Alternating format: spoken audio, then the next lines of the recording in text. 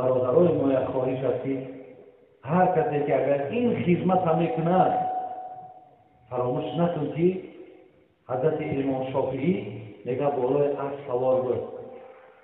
خودش میگه زمین قصدن گویم همین قمچینش هم میگه در زمین قصد. بعد نفری در پیشش بود گفت ای بچم همین قمچین مرا بگیر. میگه قمچین برآورد در دست امام شافعی. امام شافعی میگه با پول همون زمانه گویم اگه با پولهای امروزه $100 آورده دادش. تصور که یک قمچین گرفته داد $100 داد. تو حضرتی نفهمیدم پول بسیار برای چی دادی مرا؟ تو گفتم با اندک خدمتی که در من کردی دیدی غیرت قدرتی مرا. اگر این اندک خدمت پیش الله کنی الله چقدر بزرگه. یکی اگر اندک خدمتی را که شما در پیش خدا کنید برادر عزیز خدای مهربان خدمت شما را قدر میکنه. بازم سلام علیکم برادرای عزیز. این چیزی که میبینید در دست من روغن خلبه میباشد. بسیاری ما و شما از پروستات اذیت میکشیم. این روغن خلبه برای خنکی روده، گرده، معده، پیشابدان، پروستات علل خصوص برای سنگ و نمک گرده رو تازه کردن است. برای سنگ غلطاندن این بهترین چیزه. در یک کورسش 3 پشکش استفاده برده میشه. همچنین دارای ویتامین A, S, E و گروه B می باشد.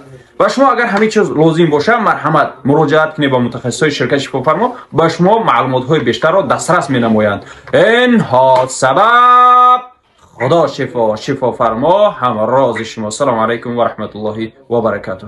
السلام علیکم دوستان عزیز. آیا شما برای گذشتن از سرحد دشواری میکشید؟ مهلت حجت‌هایتان به آخر رسیده است. پس من برای شما خدمت رسانی شرکت نور محمد را پیشنهاد میکنم. با ماشین‌های نو و زمانوی با باوری و اعتماد کامل توسط رانندگان مرد و زن شما را از منزل استقامتیتان تا خط سرحد برده برای عبور مرز مساعدت می نمایند. یادآور می شویم که اگر شما از نام شبکه حاجی میرزا مراجعت نمایید برایتان تخفیف ارائه کرده می شود. رقم ها برای تماس جمع 7 926 319 59 61. تو حضرتی نفهمیدم پول بسیار برای چی دادی مرا؟ تو گفتم با اندک خدمتی که در من کردی دیدی غیرت قدرتی مرا. اگر این اندک خدمت پیش الله کنی الله چقدر بزرگه. یکی اگر اندک خدمتی را که شما در پیش خدا کنید برادر عزیز خدای مهربان خدمت شما را قدر میکنه. این دستگیر شما میشود. این خدای بزرگ یک ذاتی هست که ببینید هر کسی میگه مبلغ صرف میکنه مبلغ سمیتون. یعنی قسم بخورد پیغمبر نازنین والذی نفس محمد بیدی قسم بر آن خدایی که جانم در دست اوست ما نقصت صدقه من مال. قسم به الله مهربان که انسانی که پولش در راه خدا صرف کند مالش کم نمیشه. پیغمبر قسم میخورد که تا ما اعتمادی من زیاد شد.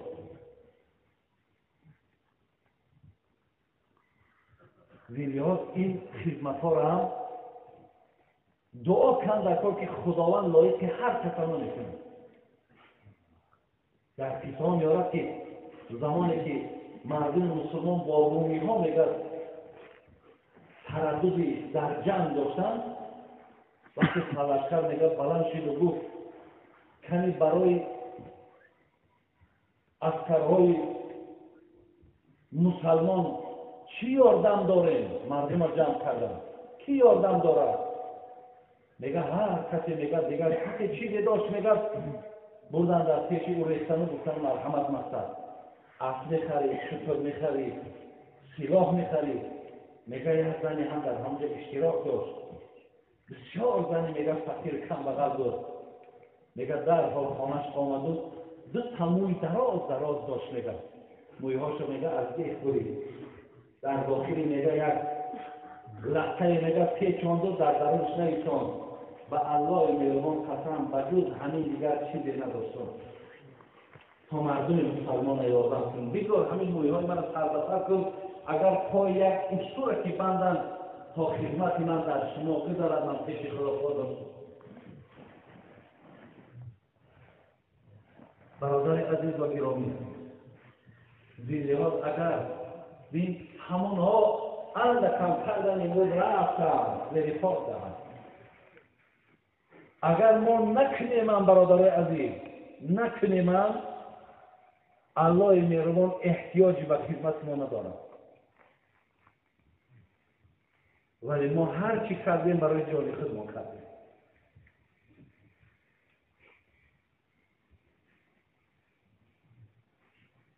این را هم برادر عزیز در ذهن ها ما بگیریم. از این گونه محفل ها، از این گونه نشسته ها دائم ما و شما باید برخوردار شیم تا همون زنده ها و سیاهی هایی که در قلب ما و شما هست با شنیدن این پند و نصیحت ها برادر از ما و شما دور می روند. دیگر برادر عزیز آیت هایی که من قبلا خواندم این مخصوصی وظیفه های جانی برای فرزندان ما در نسبت ایال هاشون هست. این خدای مهربان گفت که و عاشرهن بالمعروف. برادرای عزیز کسی زن میگیرد باید با زن معاملش بالمعروف خدا میگه به خیر باشد، به نیکی باشد. یعنی در حق زن برادر عزیز مقصد چی است؟ جفا نکردن. فَإِنْ كَرِهْتُمُوهُنَّ فَعَسَىٰ أَنْ تَكْرَهُوا شَيْئًا. اگر مبادای از جانب زنها برای شما یگان رنج آزار آمد، خدای مهربان میگه با طلاق جان تخلاص نکن. این بدترین اختیاری است که تو برای خودت اختیار کردی. و یجعل الله فیه خیرا کثیرا. خدای مهربان میگه شاید از این زنی که تو ناراحتی، شاید میخوای که این از تو طلاق کی، الله میگه شاید که من از این فرزندای برای تو میتیم که از دیگر زنها این فرزند گرفتن میتونی.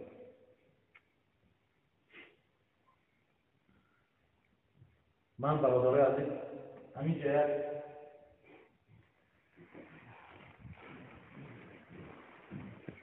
امام احمد حنبل 10 نصیحتی با فرزند شدن را برای شما از کتاب گرفتم. 10 نصیحتی که امام احمد حنبل که صاحب مذهب است 10 نصیحتی برای بچه‌اش کرده. ای کاش دادرای عزیز شما هم بچه‌هاتون همین نصیحت را کنید. ای کاش دادرای عزیز نصیحتی را که امام احمد حنبل برای فرزندش کرده است شما در گوشاتون بگیرید. یه عزیزای خدا حرفهاشون برادر عزیز هر حرف اینها میدونید چقدر قدر دارن. زیرا حرفهای اینها برادر از هوا و هوس نیست. بگه که فرزند عزیزم اگه من این با زبان عربی بود ما ایرا مقصد معنا کرده و با قدرمو عادی کرده و ساده کرده که تو که شما فهمید. بگو فرزند عزیزم هرگز در حیات عائلوی با سعادت و خوشبختی نائل نمیگردید مگر در صورتی که 10 خصلت را با همسرت ببخشید. بچه‌م گفت اگر تو بخوای که در همین حیاتت خوشبخت باشی، در حیاتت سرگردان نباشی، در حیاتت از زندگی سر نداشته باشی، بسیار راضی باشی، بسیار وقتت خوش باشد، بچه‌م این 10 نصیحت مرا خوب گوش انداز. شما فرزندای امام احمد حنبلی، شما هم برادر عزیز از این نصیحت‌ها خوب اهمیت گیرید. یکم و دویم نصیحت شد یک باره ما در یک خط آوردیم. عادتاً احمد حنبل میگه زنان ناز و کرشمه، هزل و شوخی با شوهر و آشکار کردن اظهار محبت را دوست می‌دارند. برادر عزیز، این امام احمد حنبل از روی حدیثان میگه این سیری زنک‌ها را خدا به ما گفته که زنک چی را دوست می‌دارند، زنک چگونه طبیعت دارد. گفت بچم زنک هزل و شوخی را دوست می‌دارد. دوم اظهار محبت را دوست می‌دارد.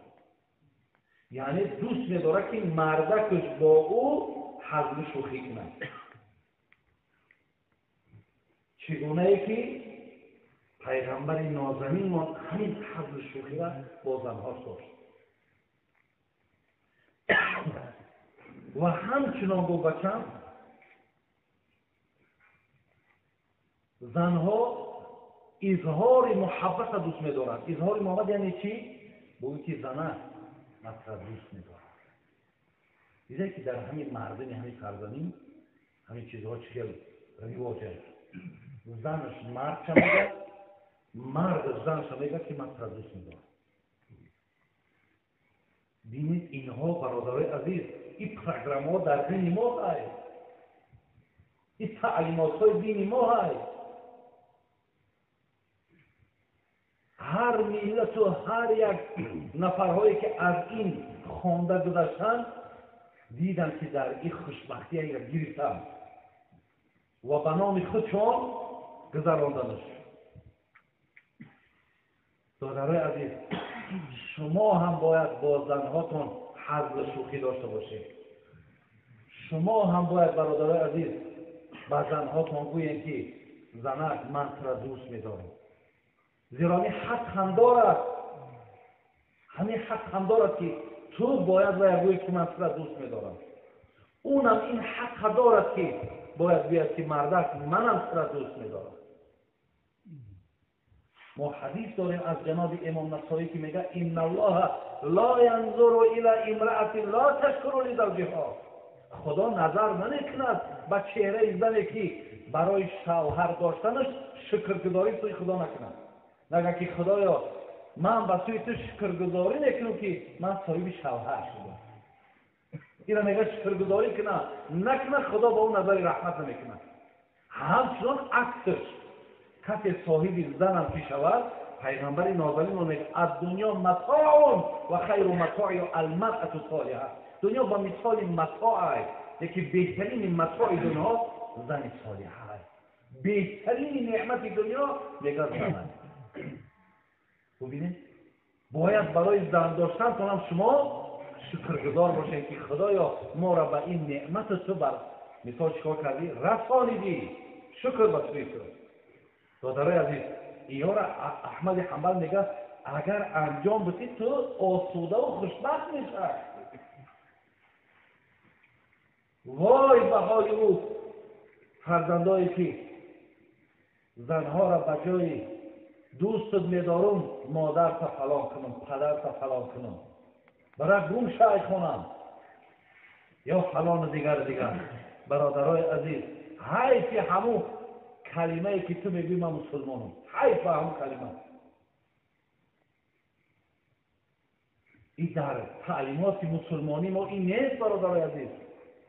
ولی امام غزالی را میگه خوشخلقی از طرف مرد این نیست که آزارش از زنش دور کنه. یعنی زنه که آزار نداد بگم من مردک خوشفعلم، خوش اخلاقم. میگه خوش اخلاق کسی را بگم که رنج و مشقتی زنک را تحمل داشته باشه. من اینو میگه خوش اخلاق میگم. شما میدونید که در کتاب ها میگه که از سحر تا بگاه بعضی زنهای پیغمبر از سحر تا بگاه با عنوان قهری و پیغمبر قهری بود. تصور کنید زن پیغمبر با پیغمبر تا بگاه قهری است. از اون جمله آخه خاک پای مادرمان عایشه شد. عایشه مادرمون چی گفت؟ اینی لا اعرف رضا کی من غضبک. عایشه وقتی عایشه غضبناک بود، گفت عایشه من میدونم که تو کی غضبناکی بود، کی تو رضایی. ببین کی حالت غضبی تو را رضایی تو را من میفهمم. بعد عایشه گفت چه میفهمی؟ گفت زمانی که تو اگر غضبناک باشی میگوی قسم به خدای ابراهیم، نمیگوی قسم به خدای محمد، میگوی قسم به خدای ابراهیم من میدونم که حالت تو بر من غضب داری. یکی وقتی که بگوی قسم به خدای محمد من میدونم که در دل تو در نسبت من رضایی هست. این پیغمبر در همین مناسبت شعر با قطیش خب ای در همین دیوش میدونه قطیش صحبت میکنه. برای همین بود که با بازن همین چی میگو؟ وقتی پرسیدمش حضرت کدام انسان به سوی تو محبوب ترین آدم است؟ گفت عایشه. اصلا که گفت عایشه محبوب ترین انسان به سوی من است. بعد میگه راوی حدیث میگه گفته نه حضرت ما از مردکا میپرسیم. گفت پدر عایشه. بازن همین قدر ناز و کرشمه عایشه با میگه محبوب ترین زن من عایشه است. برادر عزیز احمد حنبل میگه که زنک ناز و کرشمه را دوست بدارد. ناز و کرشمه زنک بردار. این چی میشه که زنک ناز و کرشمه را برداره و تو ایوان نبرداری؟ تو کی؟ قرآن میگه هن لباس لکم کاری شنی و پس باشه که زنک که من تبدیل در یک طبق نام میکنم. پیامبر میگه بهترین برادر عزیز بهترین صدقه بهترین صدقه به سوی الله انمو صدقه است که تو با دست میگیری و در دهن زنک میونیش. پیامبر میگه بهترین صدقه است. آیا همین مردم یعنی طرف رو میگه ما همین کنار رو میبینیم، همین کنار رو میبینیم که همین مردم یگان طعام مروجنی یگان شیرینی در دهن زنانشو خسون میمونند. این تعلیمات پیغمبر مونه میگه بالاترین صدقه است. برادر عزیز با اندک یک کار عادی را انجام دادن میدونی که این مستقلی زندگی را ایفاده میکنه. این معنای او را دارد که تو یعنی در زندگی اعتمادی داری، تو از این زن باوری داری، تو این زن احترام میکنی. این کاری را که پیغمبر کرده او به خاطر شهوت شرانیش نکرده. او به خاطر که اصلا زنها را دوست بدارم و دائم در گرد من زنها جمع شدی باشد، نه به خاطر نیست. حضرت هر کارش تعلیمات برای ما بود. حاجت را خانه رایی شدید چکر برم، خواب کنی شدید چکر خواب بکرد، نشسته شدید چکر نمیشد. او را خداوند هم تو روان کرد که هر کاری را نگاه کنیم تعلیم بگیریم. این به همین خاطر آمده گرد. میگه استخوانی را که عایشه میخوای برادر عزیز تصور کنید، استخوانی را که عایشه میخوای پیغمبر میگیرتش میخوایدش. شما از طبیعت منقضی پیغمبر نازده کنید. تصور کنید عایشه در حالت حیض بود، حضرت میگم که تکیه میکرد در سرش بالای سینه پیغمبر حضرت عایشه را میموند قرآن میخواند. یعنی سرش در بغل عایشه میماند.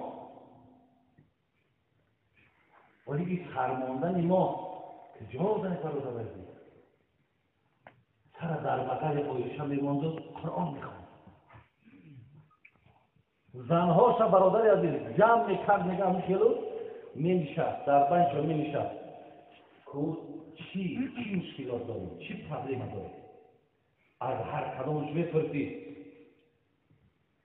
برادر عزیز اگر محبت پیغمبر دارید، احترام به پیغمبر دارید، این کار پیغمبر است، این کار پیغمبر ماند، این تعلیمات پیغمبر ماند که اینها را انجام بدید و بعد ببین مردای زندگی را ببین، بعد لذت زندگی را ببین. آخر همین مید روی خانه برادر عزیز اگر راه سنت را بگیرید داریم تبسم است، دائمی از دیگر فهمی است نیست، بوی جنگ در اون خانه نیست، لذت میبریم.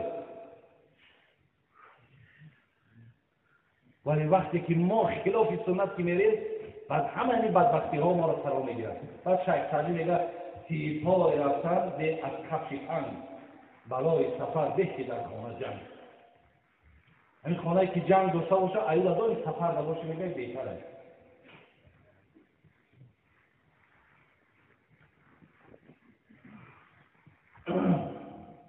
این یکم و دویم اکنون مختصر برای شما یک گوشت کنم. نصیحت سیوم گفت چی است؟ عادتا زنها مرد درشتی تندخوی را دوست نمی‌دارند.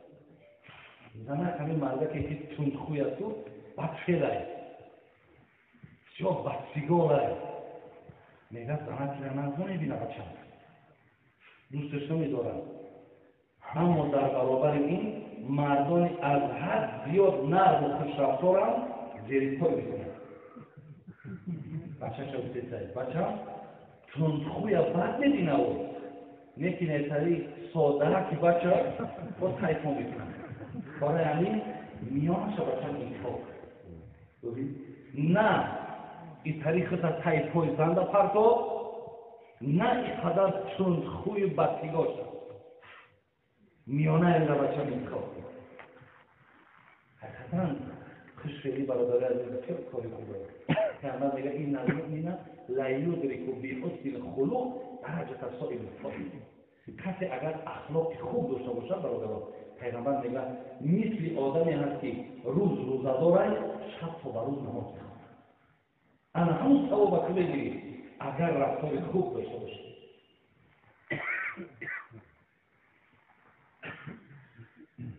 خب میگه چهارم زنان از مردان عیناً همون چیزی رو میخواهند که مردان از زنانشون میخواهند.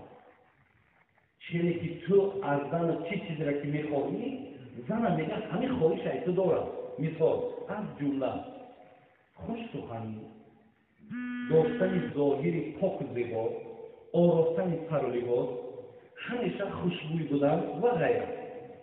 پس تو هم در معامله با همسرت همین طور باش. بچه تو هم میخوره که زنت فرما زدنی باشه، زنت لباسکوی نو داشته باشه، مثلا وقتی ببینیش خب اصمت زدگی باشه، تنفش خوشبوی باشه، خب بسیار خوش‌سخن باشه. انا همین ها را میگه زن ایتو میخواهد اصلا همین باشی. حضرت ابن عباس میگه که چیزی که زنت هیچ از زینت نداد پیش من میومد نه خیلی از زینت نداد پیش میرفت. تصور کنم که خیلی زن وقتی که خیلی خوشبویی کنه سرما بزنه اصما کنه تو به همین لباسای پوری آب عرق هست. خب بگیم یک بوی غریب از زیر کشت و از بدن بیرون می‌آید. این را میگه زن نظر می‌بینم. زن از این استفاده بردن نمی‌تونه. پس همین ظاهری ما هم این احمد میگه ظاهر توی باید زیبا باشه. سر لباس ضرورت است توی بین تا بچه‌های ما حاضر می‌بینی موی‌های مثال بسیار انتایی جوریده ریش‌های جوریده همین چیزها هم باید با ترتیب باشد. من در حدیث جناب امام مالک در موطأ آورده میگه یک نفر اومد پیش پیامبر سرش بسیار طول موی علی ریشاش هم شانه نکرده. من میگه حضرت منش کرد گفت این با ترتیب بیاریمش. وقتی با ترتیب آوردنش گفت این بهتر نبود که اخترنگ شیطان کرده بود. این بهتر نیست که اخترنگ شیطان کرده. یعنی باید آراستگی در ما باشه برادر عزیز. پیغمبر باید دنیاست که چی در دوست می‌دارم یک خوشبویی ولی بعض یک چیزا هست که بچه عصر نزدی ملائکه کنار نگریزد. نه نگریزد. ملائکه در همون انسان نزدی میشه بوی خوش داره. ردی سحر و جادو را بینید با قرآن یک سبب نزدیک نشیدن جن همه که آدم خوشبو باشه. اگر آدم بوی بد داشته باشه جن در داخل باشه. خوشبوی باشه خانه خوشبوی باشه جن در تو آمدن نمیشه. این ما تعلیم داده که همین مثلا این خوشبویی باید که خوشبویی پیغمبر خدا خوشبویی بود.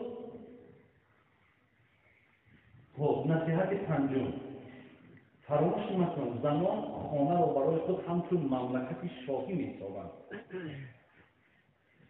با چنین تصور دارند که در خانه‌هاشان بالای تخت شاهی نشستند. پروری همون تختند. از ویران کردن این مملکت شاهی همسرت بپرهیز و هرگز تلاش ستاندن مقصد مجازی شاهی را از وی نداشته باش، زیرا اگر از چنین کوشش کنی تا این مقصد شاهی را از همسرت بستانی، پس هر آینه این دشمن برای تو میشود. زن میگه همین در درون خانه مثل که شاهی که در بالای همین کرسیش شگیه، کرسیش هم انسان دوست میدارد، زن در همین خانه میخواهد همین شاه باشد. میگه همین دسته بخیلی نکرد، همین شاهی را بکش، بگذار در همین درون خانه شاه همین زنک باشد. زیرا اگر میگه همین در بخیلی کنی و همین شاهی را، معنای شاهی اینه که اگه تمامی کار و همه فعالیت و همه رهبری در دست زنک باشند. قرآن میگه الرجال قوامون علی النساء، بلکه دوست می‌داره که در همین خانه مثل همین یک آدم کلام باشه. میگه همین در بخیلی نکرده پیش باشه. و یک قصه از سیالی در بوستان شیخ سعدی میگه شکایت میکنه یک که میگه همین زنک میگه همین کارزاری میته، همین قدمی میته و شیخ سعدی را مثال میزنه. میگه که زنم یعنی میگه تو پروای غم و پروای مثال مشکلاتش نساخی. یعنی میگه انام ببین میگه هر چنده که اگر وای دقتم که ترفیاد ولی به هر حال بچم او همیشه در زیر سعی، او در بالای تو نیست. یعنی به همین معنا میاره. نصیحت ششمش هم میگه زنان همیشه دوست میدارن که دل شوهرش رو به دست بیارد و هم اهل عائله‌شون رو از دست ندهد. پس اینکه خود را به اهل عائله همسرت در یک ترازو قرار بده، پرهیز نما، هیچ با همسرت مگو که من یا اولادم. این دست ندارد. یعنی میگه همیشه زنک کوششش همیه که هم دل شوهر به دست بگیرد، هم معاملش با خانوادهشون باشد. این را در پیش نگذار بچم که یا خانگیاتونه انتخاب که یا مرد. میگه زیرا از ترس از هراس را انتخاب میکنه، ولی بچم زندگی آسوده و خیر نداره. این در مردم ما بسیار اینه، یا مرا انتخاب میکنی یا مقصد پدر و مادر انتخاب میکنی. این برادر عزیز این بسیار پیشنهاد بدبختانه است. این را هیچ وقت نکنید. شما حق ندارید که زناتونه از رفتن خانه و مادر و پدر اولاد منع کنین. این را حق ندارید. خب هفتم نصیحت میگه چنانه که میدانید زنان از طبقه کج آفریده شدند. احمد حنبل گفته اصلا سر و حسن و جمال و جذابیت زن هم در همین است. همین زنها برادر این مرأة خلقت من ضلع، پیغمبر میگه زنها از قبرغه آفریده شدند. قبرغه کج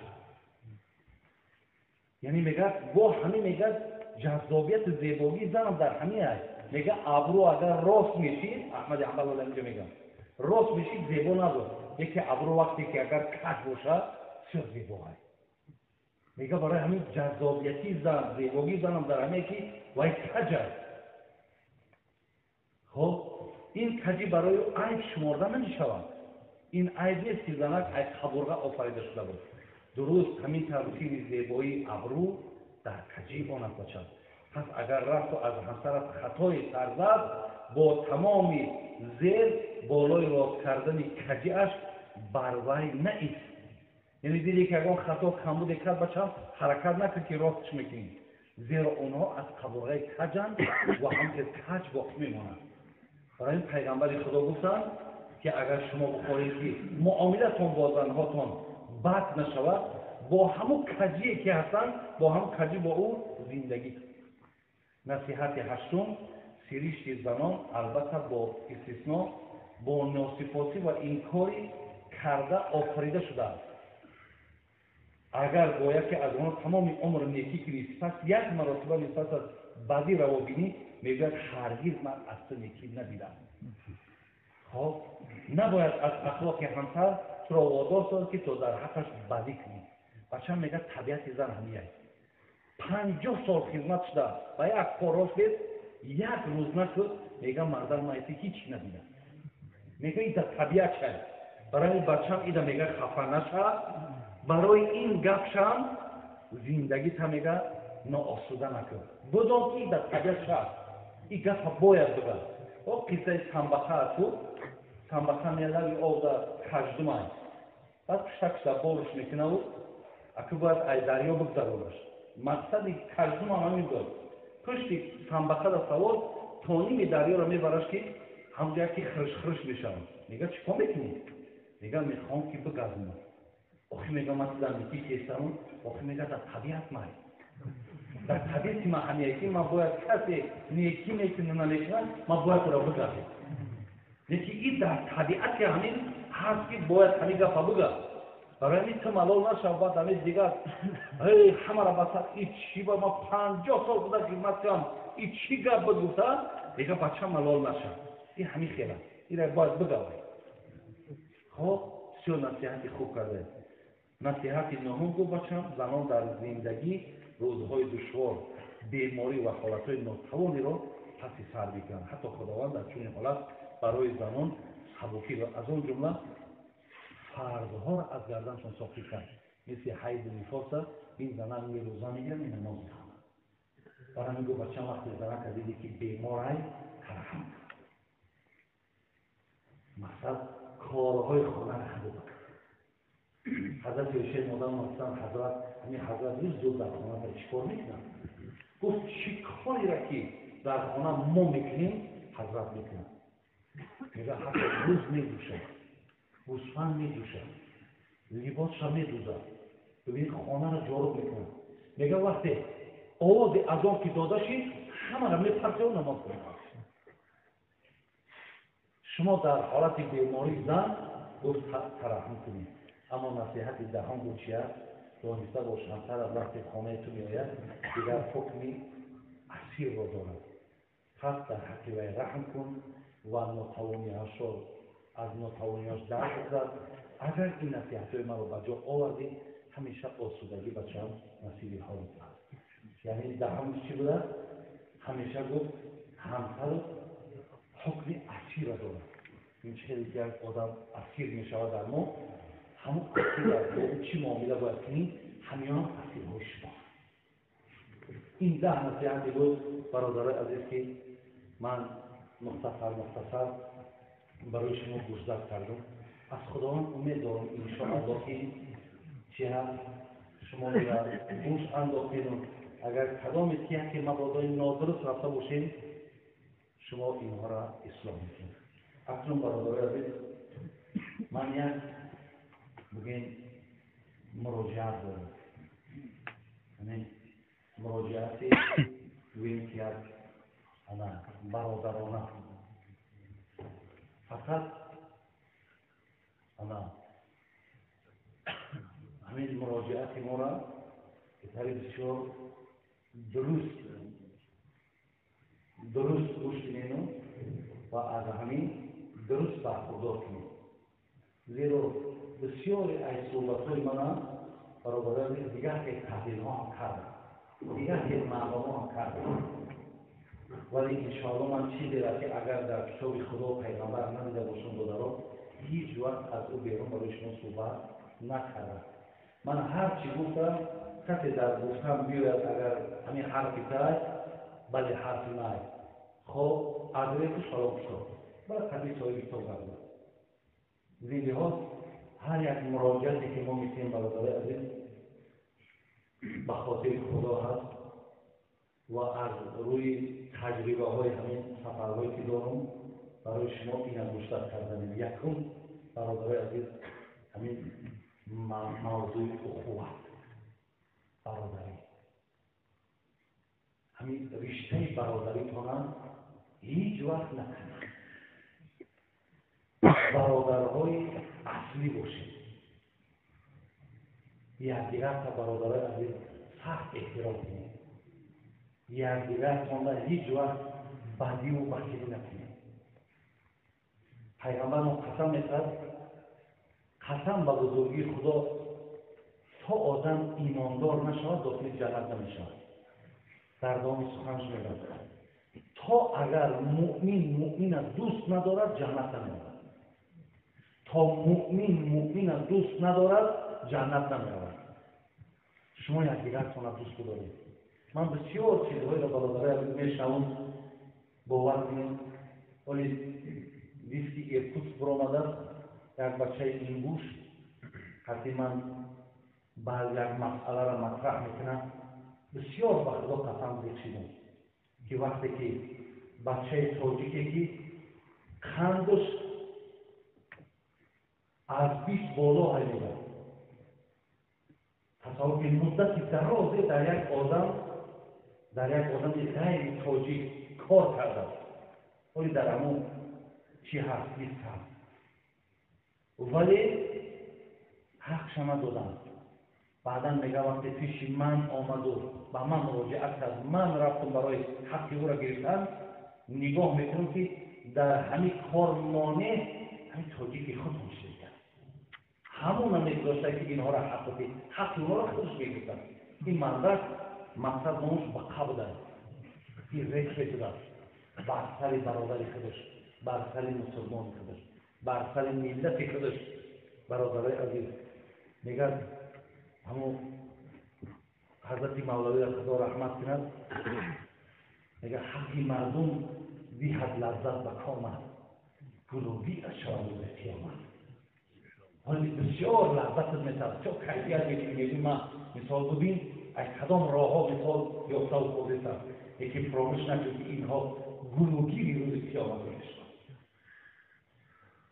پیغمبر میگه من غسل المیت فکتم علیه غفر الله له 40 مرة یک مسلمان میگه وقتی شما مرده شو میشوید در همون مرده مسلمان کمبودی ها میبینید شما همون کمبودی ها را بکشانید اگر خداوند روز قیامت 40 بار گشته و برگشته میبخشد مرده یک مسلمان برادر عیب شب سال مرده را وقتی با زنده که خدمت کنید خدا چی مکافات میده ما من مسلمین یلتقیان فیتصافحان الا غفر لهما قبل ان یتفرقا پیغمبر میگه مسلمان به مسلمان دست داد السلام علیکم دست داشتی خب میگه اولی دستاش مسلمان ای مسلمان جدا نکرده که خدا گناه هر بشان میبخشه این احترامی مسلمان به مسلمان